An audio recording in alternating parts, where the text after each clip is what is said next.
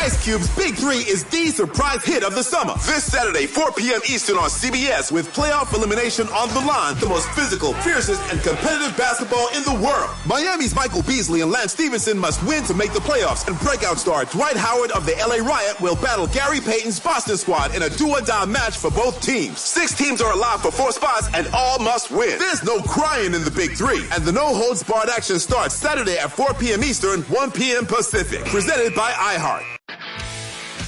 If you're a lineman in charge of keeping the lights on, Grainger understands that you go to great lengths and sometimes heights to ensure the power is always flowing, which is why you can count on Grainger for professional-grade products and next-day delivery, so you have everything you need to get the job done.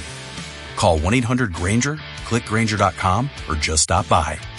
Grainger, for the ones who get it done. You're listening to Later with Mo Kelly on demand from KFI AM 640. Now on Later with Mo Kelly, Mark talks about movies and TV, pontificates about pop culture. Rahner Report with Mark Rahner. Mark Rahner right now. Mark Rahner right now. Mark Rahner right now. Report with Mark Rahner. It's Later with Mo Kelly on KFI AM 640, live everywhere on the iHeart app. I'm Mark Rahner. This is the Rahner Report. Tonight, we talk about weapons, and I don't want to tell you too much about weapons, which is awkward in a movie review. But I'll say this up front. It is a slow-burning horror mystery. It took me a while to calm down after it, and it's going on my best of the year list. Also, it doesn't stay slow. I think I actually yelled in the theater during the final act. Here is some of the trailer. This is a true story that happened in my town.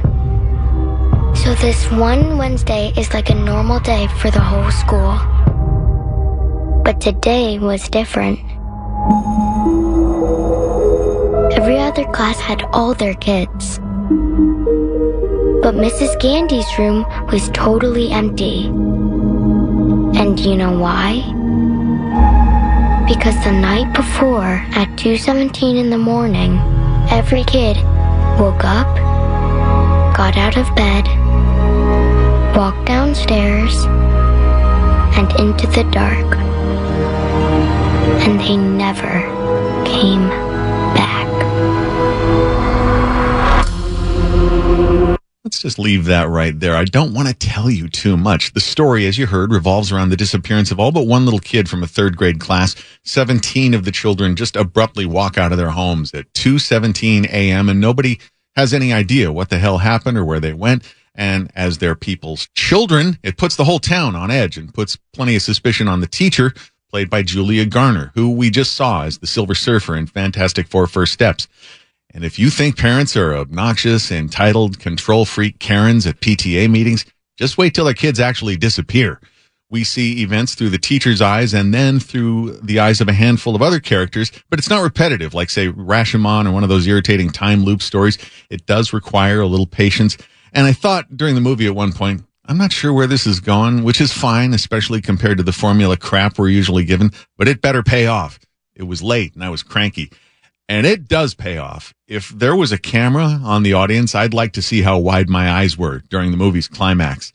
Not to say the journey there is dull on the way. It's deliberate, but creepy, filled with dread, punctuated by some shocks and some violence. By the time things hit the fan, I felt very expertly manipulated. Like getting off a roller coaster and wanting to high-five the carny at the controls and maybe tip him an extra $20 for some meth. You earned it, bro. Josh Brolin plays the dad of one of the missing kids. Benedict Wong from the Marvel movies plays the school principal. Alden Ehrenreich plays a local cop with a connection to Garner's teacher. Nobody in the movie who'd get most people off their ass individually to go to the theater. I mean, you don't hear a lot of people say, honey, I got us tickets to the new Ehrenreich movie. Cancel all our other plans. And you wouldn't do that for the new Zach Kreger movie either. Zach who, you're asking? He's the writer and the director, but I think a lot of people are going to watch out for his stuff after this movie. He did a very respectable little thriller called Barbarian in 2022 and was one of the creators of a show called The Whitest Kids You Know, which is a comedy. This is a leap ahead of Barbarian in the same way that Bring Her Back by the Philippou brothers was a leap ahead of their Talk to Me movie.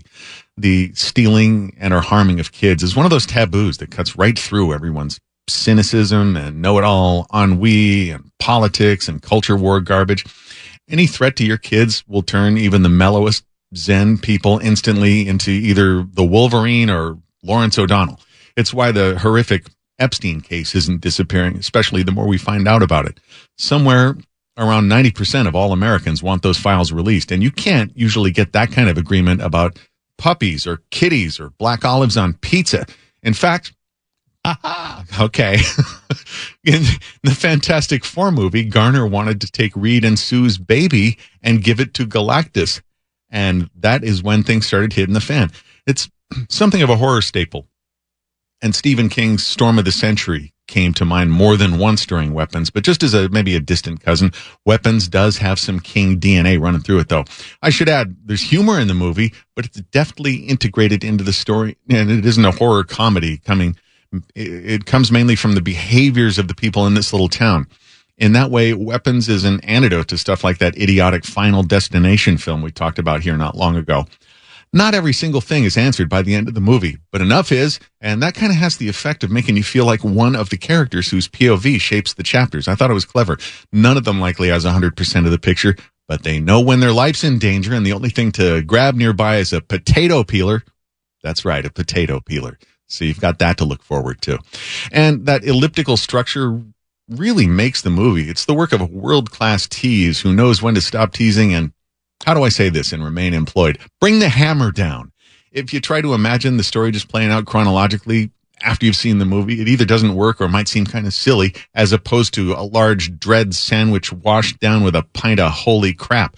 I haven't said anything about the central performance in the movie or who gives it because I want you to be as surprised as I was. I'll say it's something that could have tipped into SNL skit territory, but wound up being creepy and chilling and still might pop up on SNL. Think maybe like Nicolas Cage in that recent Long Legs movie.